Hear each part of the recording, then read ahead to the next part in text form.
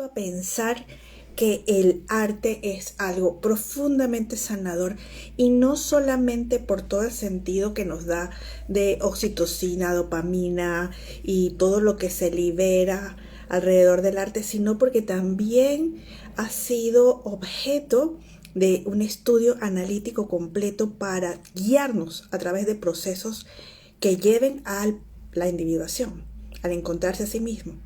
Pues de eso vamos a estar hablando hoy con Miguel Cintas, uno de los invitados especialísimos del Congreso Mujeres en Sincronicidad, que va a abrir el próximo martes que viene, el 19 de marzo. Y Miguel en particular va a estar el 22 de marzo, en la cuarta jornada, que es la jornada dedicada a arte y arquetipos. Entonces vamos a compartir hoy te estoy invitando, Miguel, para hablar un poco de este tema que muchos desconocemos y que tanto aporta, no solo a Jungiana, Hola, sino para el conocimiento de todos. Bienvenidos. hola, Hola, estoy, Un gusto. ¿Qué tal? ¿Cómo hola, estáis? ¿qué tal? ¿ves a Miguel, Holanda? Sí, Aquí está Miguel, lo estoy viendo perfecto, los veo perfecto a los dos. Yo a mí Genial. no le veo, pero me pasó. bien. Yo solo veo a Holanda, pero Sí, sí, Instagram está teniendo unos desajustes, pero lo importante es que nos estamos viendo vale, perfectos los tres, de tenemos hasta acuerdo, excelente luz y todo. ¿Ah? excelente.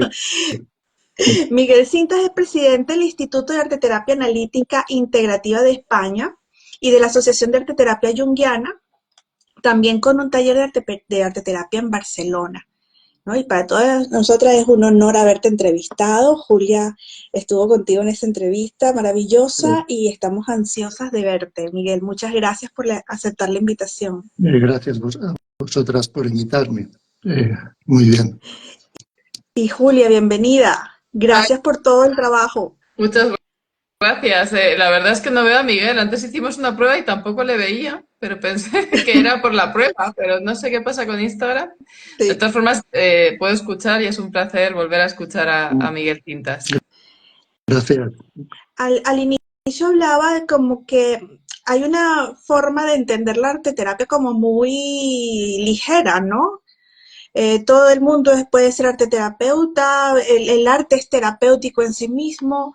Y un poco la idea de que se ha desarrollado también dentro de los estudios de la terapia y de la y de la psicología analítica es que el arte tiene unos procesos que se pueden guiar en la clínica. Y quería que nos contaras un poco de eso, Miguel, para separar como esta visión general de la arteterapia de esta visión más específica de la psicología junguiana. Vale. Yo creo que planteas un tema muy interesante que cabe acotar de alguna forma, ¿no? ¿Qué es exactamente arteterapia? ¿De qué, dónde se localiza? ¿No? ¿Qué tipo de intervención tiene? Y es verdad que hay o sea, una experiencia de inclusión del arte en muchas áreas, ¿verdad? De muchas áreas que incluso de trabajo personal, que no necesariamente son arte terapia, pero no necesariamente están mal por ello, al contrario. Claro. Yo veo que toda el área donde interviene el arte aporta un plus a esa intervención, ¿no? Se puede incluir el arte pues para la interacción social, para la inclusión, para una investigación de cualquier tipo, ¿no? Entonces, a mí me parece bien la afluencia, ¿no? Que digamos que el arte esté entrando, ¿no? En diferentes áreas, ¿verdad? De la experiencia humana, sin que necesariamente sea arteterapia, ¿eh? Ujú, ujú, Entonces, en claro. cuanto pues arteterapia, eh, o sea, lo que aporta, claro, son la posibilidad de generar unos discursos que sin ellos son bastante difíciles, ¿no? Bastante difíciles de que se consigan y a lo mejor ni siquiera se iban a conseguir nunca, ¿vale? Bien. Entonces, arteterapia se instala en el marco de los trabajos con el inconsciente y para eso las disciplinas que hay, ¿verdad?, que se centran en eso son el psicoanálisis, la psicología junguiana y arteterapia. Entonces, claro que es muy importante incluso para la arteterapia penetrar en esos mundos del análisis, ¿no? Donde hay una especialización como en los procesos, ¿verdad?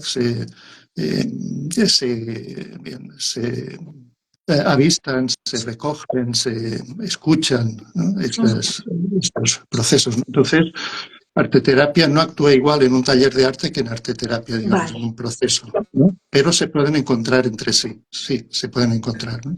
La diferencia es que, claro, al trabajar con el inconsciente de la arteterapia, que después tendríamos que ver qué entendemos por eso, ¿no? Lo que trata es de restablecer un orden simbólico para el sujeto. Y en eso coinciden la psicología junguiana y el psicoanálisis también, ¿no? Restablecer el orden simbólico en el sujeto. Esto es un proceso que llamamos proceso de individuación. Apunta a la segunda mitad de la vida, por supuesto, ¿no? Que es cuando el sujeto encuentra la muerte como un tema, la muerte como un asunto. Y ya decía Jung pues, que el problema de la segunda mitad de la vida es religioso, decía Jung, ¿no? Que la primera mitad de la vida es buscar pareja y trabajo y en el segundo es buscar pareja y lo religioso y la muerte, ¿no? También se ha dicho que Freud es como el psicólogo de la infancia, de la mirada hacia ese momento, mientras que Jung nos hace mirar a la muerte, nos hace mirar hacia la adultez, hacia la ancianidad. Sí, creo que Jung lo que hizo fue aportar un discurso que no existía en el análisis, o sea, que en el análisis no era recogido, no era tomado, ¿no? Como el psicoanálisis nació como una escucha de la llamada histeria, ¿no? Y después pasó a una escucha de la neurosis. A Jung le interesó escuchar otro discurso, que es el discurso psicótico, ¿no? El discurso llamado de la esquizofrenia en su momento, y darle un estatuto de verdad a este discurso. Entonces, claro, bueno, ahí entraríamos en una extensa cuestión de problemática, cara y cruz que eso supone, ¿no? Bueno, precisamente en esa experiencia es donde nació el libro rojo de Jung, ¿no? Su experiencia con un tipo de inconsciente que no se conviene a una calificación neurótica, digamos, ¿no? O sea, que era en la cual tiene una especie de delirio que es sobre Dios, sobre la realidad, sobre la muerte, sobre todo eso, ¿no? Y cuando ahí trató de resolver esa cuestión que después pasó a su psicología, ¿verdad? Claro, bajo una psicosis fuerte, a un proceso casi psicótico bastante fuerte. Sí. Hay que diferenciar para mí, por lo que yo veo, entre una experiencia psicótica a ser psicótico. Son dos cosas distintas, ¿no? En el núcleo humano tiene que haber ese tipo de experiencia y a veces llamarlo así parece que lo estás disminuyendo, ¿no? Pero bueno, la experiencia psicótica es un tipo de experiencia que se caracteriza por no tener velos. Es decir, es un inconsciente sin velos, ¿no? Y eso interesó mucho a Jung, ¿no? Porque, claro, la neurosis está atravesada por la represión, ¿no? Y entonces halló un tipo de discurso, ¿no? en los pacientes que le interesaba escuchar, ¿no? que eran de esta gama, ¿no? Donde se apreciaba un inconsciente sin velos, ¿no? Que se llamaría un inconsciente a cielo abierto, ¿no? Y entonces dijo, pues esto hay que pasarlo, ¿no? A una... digamos, hay que darle un estatuto de verdad a eso, ¿verdad? Y pasarlo a un proceso serio, ¿no? de desarrollo, lo que hoy conocemos como desarrollo personal, no, pero es proceso de individuación. Entonces, lo que son esos temas como que son de la segunda mitad de la vida, que encontramos mucho ya a partir de psicología y alquimia en adelante, ¿no? 1944 en adelante, solo habla de eso, no hay otro tema en Jung. Esto pasó a ser el eje de su propuesta. En el eje de su propuesta estaba el hombre religioso, el hombre que religa, y bien está este tipo de mirada, ¿no? Que implica un proceso sin velos en esto, ¿no? Después pueden haber velos en otra cosa que son más defensivos en otras áreas, ¿no? Pero lo importante es que no esté en el proceso de individuación. Y entonces se sirvió de ese tipo de discurso, ¿no? Después lo amplió, claro, con las exploraciones sobre los mitos, la religión, la alquimia, todo eso, ¿no? Porque hizo un paso Jung del mitos al logos y cuando tomó la alquimia ya entró en más una experiencia cristiana, digamos, ¿no? Entre comillas, ¿no? Sí. Y y bueno, ahí le dieron como un cuerpo a ese discurso, ¿no? Que le quería dar, que es el que conocemos como el discurso junguiano, que no es un discurso psicótico al uso, ¿no? Sino que es como algo que trata de traspasar, ¿no? Aquellos ámbitos que digamos, lo social no explica, no lo explica en el sujeto. Una Sí, pregunta, Miguel. dime. Es que como no estoy queda ciegas, estoy un poco despistada. Estabas hablando del discurso junguiano y como el marco del Congreso es la sincronicidad, ¿no? Otro de los conceptos que caracterizan la psicología junguiana y que también juega un papel en el proceso de individuación. Quería preguntarte, ¿no? Por este vínculo que puede haber entre la sincronicidad, ya dentro del discurso junguiano, pero también dentro de la arte terapia. ¿Cómo podemos aprovechar ese concepto de sincronicidad? La sincronicidad se da y se da muchas veces, pero la verdad es que la sincronicidad es un efecto, no es un fenómeno que pertenece a lo real y a veces ni siquiera puede ser simbolizado. Es un efecto que ocurre, ¿no? Que es efecto de lo real y a veces no se presta, digamos, a ser apalabrado, tomado por la palabra. Pero ocurre muchísimo. Ocurre bastante, digamos, no muchísimo, ocurre bastante en el procesos, digamos, arte terapéuticos, y creo que en el proceso arte terapéutico interviene también el efecto simbólico de la sincronicidad, que es el que nos interesa, ¿no? Aquí, ¿no? Porque no todas las sincronicidades podemos darles digamos, un lugar de discurso, ¿no? Son impactantes, eso sí, siempre son impactantes. Por eso pertenecen a lo real, ¿no? Pertenecen a un lugar donde es inasequible al simbólico, ¿no? Puede hablar de él, pero que sea asequible es otra cosa. Y es de impacto. Pero en arteterapia ocurre un tipo de sincronicidad a veces que como que ya estás ahí trabajando también, ¿no? Tiene repercusiones en el simbólico también. Y este es el que nos interesa, porque Jung habló de la sincronicidad como un efecto acausal, o sea, sin causa, reconocible para nosotros, ¿verdad? Pero le interesaba que fuera significativo, ¿no? Y cuando cuenta una sincronicidad es porque tiene un impacto también en el orden simbólico del sujeto. ¿Sí? Vale, y esto es más o menos lo que puedo decir ahora mismo. Sí, tienes que poderlo elaborar y tienes que poder encajarlo dentro de un proceso terapéutico, aunque sea inencajable muchas veces, o eso Sí, pareciera. puede haber, sí, siempre que sea interesante para el proceso, porque puede que ocurran, digamos, cosas que son igualmente impactantes, ¿no? Pero que uno no las interroga para el proceso, ¿no? Pero hay otros que sí. Él pone un ejemplo, Jung, mientras estaba hablando, ahora no recuerdo, pone la biografía con un paciente, una paciente, sobre algo de escarabajos, y de repente entra un escarabajo dorado en la ventana. Claro, esto es un impacto, ¿no? Es un impacto, ¿no? Pero además hace lazo también con aquello que está tratando. Y esto es interesante, esta sincronicidad sí que es interesante. Sí. Igual en el proceso terapéutico y en terapia hay mensajes para el terapeuta mismo, ¿no? No necesariamente para el paciente. Entonces el terapeuta va construyendo el propio recorrido a lo que ve, cómo puede seguir apoyando a su paciente. Muy interesante esto que dices, sí. Claro. Desde luego, hay descubrimientos, diría yo, por parte del terapeuta, ¿no? Yo no hablo exactamente de pacientes, ¿no? Cuando se trata de arteterapia, pues creo que el concepto de paciente es un poco antiguo, ¿no? Y modernamente lleva a ubicarlo a una persona en un espacio como sociosanitario, ¿no? Algo parecido.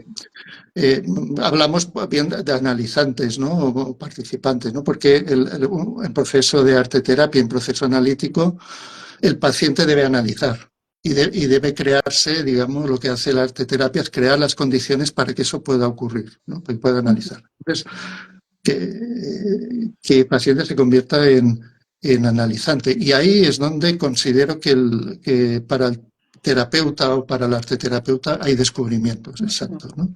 Aporta, no sé si queremos llamar a eso mensajes, sí, claro. Los descubrimientos en arteterapia son sobre el terreno, son muy sobre el terreno. Hace falta una formación Pero esta formación es para poder ubicarse en un terreno que no tiene reglas, que no tiene leyes, que es del inconsciente, ¿no?, del otro, ¿no?, para estar preparados para estar en esa intemperie, ¿sí? Pero el descubrimiento ocurre in situ, en el espacio arteterapéutico. Sí. Para las nuevas personas que se están uniendo, muchas gracias. Estamos con Miguel Cintas, hablando de arteterapia en el camino al Congreso Mujeres en Sincronicidad. Miguel va a tener su presentación extensa junto con Julia, que tuvieron una conversación divina el 22 de marzo. Entonces estamos hablando hoy un poco de cuáles son los contenidos de esa conversación y no sé, Julia, ¿qué te parece a ti que podemos poner como, no solo en valor, sino crear expectativas sobre lo que vamos a escuchar de la conversación que has tenido con Miguel? Bueno, a mí me parece súper interesante justo lo que estaba comentando Miguel ahora, ¿no? Que en arteterapia el análisis se convierte en un autoanálisis, que es verdad que las personas muchas veces no quieren responsabilizarse y proyectan, ¿no?, en el terapeuta quizás un complejo materno, un complejo paterno. Y esa visión de autoanálisis de la arteterapia y de pasar una mayor responsabilidad al individuo, no sé, yo le pediría a Miguel que nos explicara un poco más, ¿no?, sobre esa responsabilidad del autoanálisis. Sí, es muy, bueno, también interesante todo lo que estáis diciendo y son como observaciones vuestras, preguntas que nos llevarían muy lejos y creo que el tiempo está un poco más acotado. No estamos entrando en un kairos, ¿no?, para poder desarrollar eso. Necesitamos unas cuantas eternidades para eso. Bueno, esto que dice Julia es interesante porque el autoanálisis no existe porque el sujeto no se puede analizar a sí mismo, ¿no?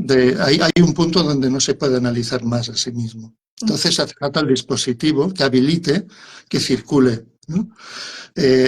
Hay un punto donde, Jung lo explica, por ejemplo, en El secreto de la flor de oro, donde el sujeto hace un despojamiento de sí en cuanto a que no da más de sí. O sea, hay un momento donde las asociaciones ya no van más lejos. No hay más interpretaciones, no hay más, ¿no? Hay un punto donde empieza como a repetirse a sí mismo.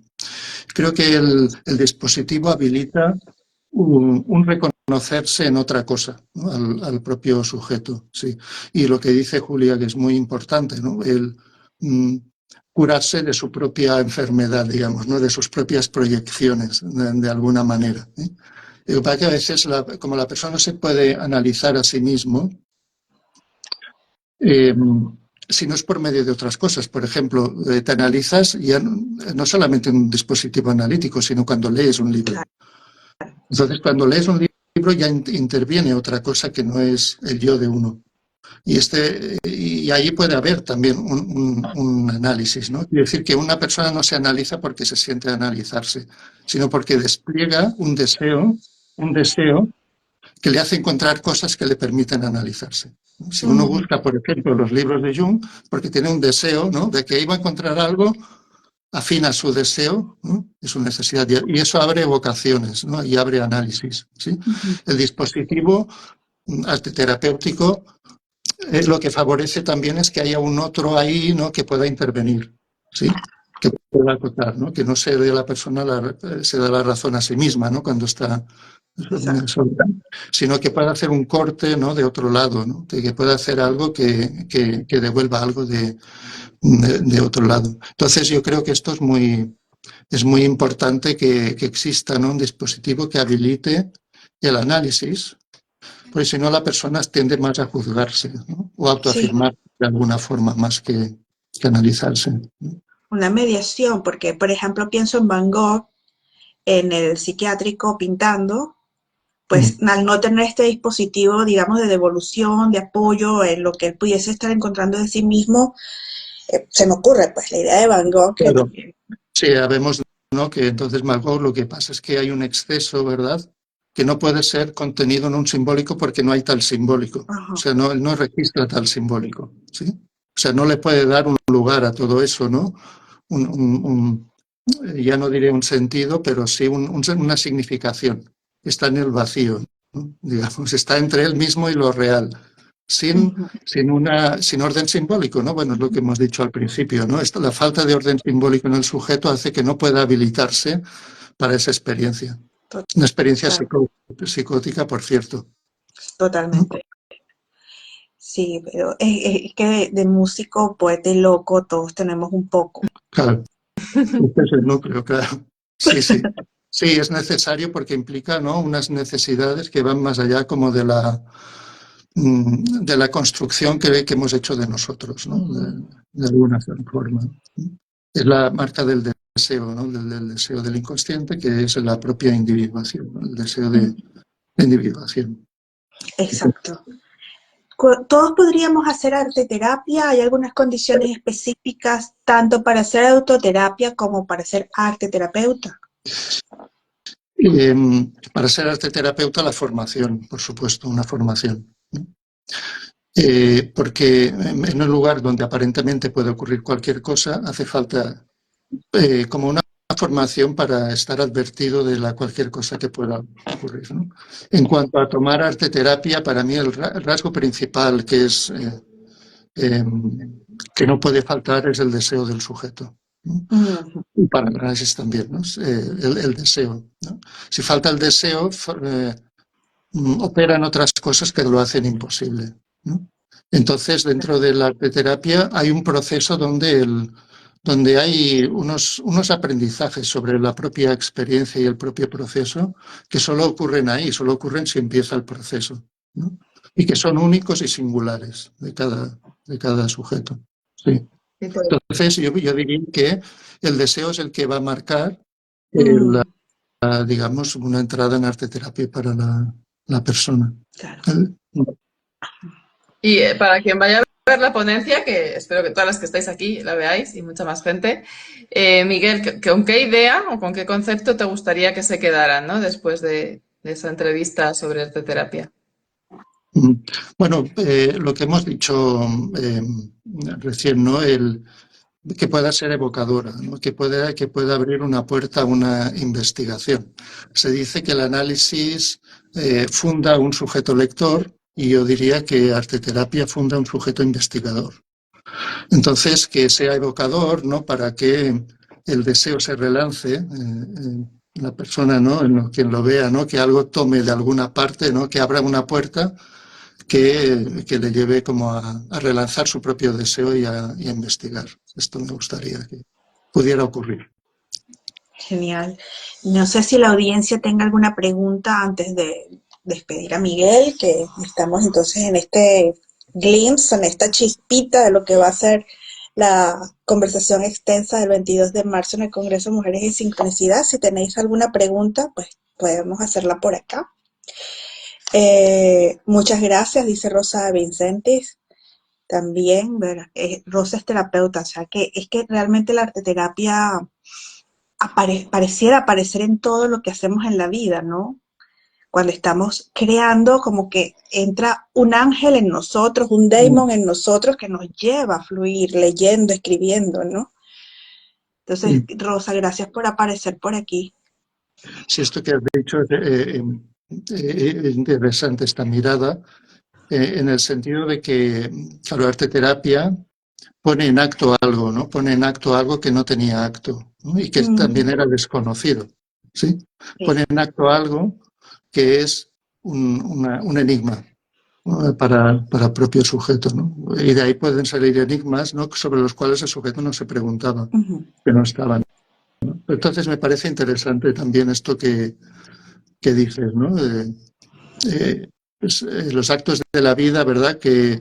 Mm, que al estar en arte terapia opera una mirada ahí que mejor en otro momento pasa más inadvertida. Sí, totalmente. Hay pero una también duda por la terapia aquí. lo obliga, sí. Miguel pregunta Hemisferium 2005 si las sesiones de arteterapia tienen que ser presenciales. No necesariamente, no. Porque, bueno, yo particularmente trabajo con la plástica, que esto nació, como nació arteterapia, nació con la plástica, ¿no? Básicamente con la pintura y el dibujo. Hacemos collage también, bueno, cualquier tipo de técnica plástica. Y la escritura, ¿no? Son dos cosas que me gusta mucho trabajar, la escritura también. Entonces no hace falta porque es posible que transcurran, ¿no? Con, con todas las condiciones necesarias para poderlo hacer. Incluso concentra más en cuando es así, digamos, online o a distancia. O sea, no he visto que haya una merma en absoluto. Cosa que pasaría si fuera movimiento, trabajo en el cuerpo, entonces ya podría ser más complicado. Pero lo que es arteterapia, tal como lo hacemos, no es necesario que sea presencial. Cuando apuntas a esto de que lo fundamental es el deseo por la individuación, el deseo, entonces no estaría como muy indicada para niños, ¿verdad? ¿No sería exactamente arteterapia? Sí. Sí, yo no he trabajado con niños directamente, pero sí que he supervisado a personas que trabajan con niños y la verdad que es muy interesante. Es muy interesante. O sea, es ver, cuando hago una supervisión sobre una persona que trabaja con niños en arteterapia, esa supervisión, esa devolución es para la arteterapeuta, no para los niños. Que a los niños no podemos hablar esto que estamos hablando ahora porque pertenece a una etapa de un código simbólico, ¿no? que no está establecido en el niño, ¿no? Para que hable. Pero es interesante que el arteterapeuta pueda observar ahí cosas que de saberlas hacen que esté de otra manera con ellos. Esto es, Claro. pero se hace arteterapia con niños. Pero yo no trabajaría, no me considero especialista en eso. Para mí es una persona que haga buen trabajo. Y a lo mejor lo soy y no lo sé, ¿no? Eso es otra cosa, ¿eh? Pero sí que se puede hacer arteterapia con niños. Lo que pasa es que hay cosas como la devolución, ¿verdad?, que funcionarán de otra manera, ¿vale? Claro, claro. Pues, Julia, ¿tienes alguna pregunta?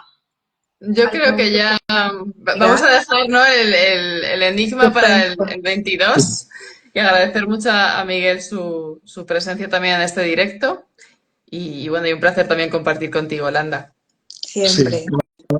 Muchas gracias a vosotras por la invitación, por la sugerencia, por lo que eso abre. Y bueno, espero que vaya muy, muy bien el Congreso. Seguro que sí. Seguro que es el principio de algo mucho más grande. Seguro que sí. Gracias, Miguel, y gracias por tu sabiduría. Y pues seguimos promoviendo para que la mayor parte de las personas puedan ver esta estupenda ponencia sobre arteterapia el 22 de marzo en el Congreso Mujeres en Sincronicidad. Y muchas gracias a las asistentes y a quienes están viendo en diferido. Ya sabéis, cualquier duda nos pueden escribir sin problema. Un abrazo fuerte. Gracias. Adiós. Un abrazo.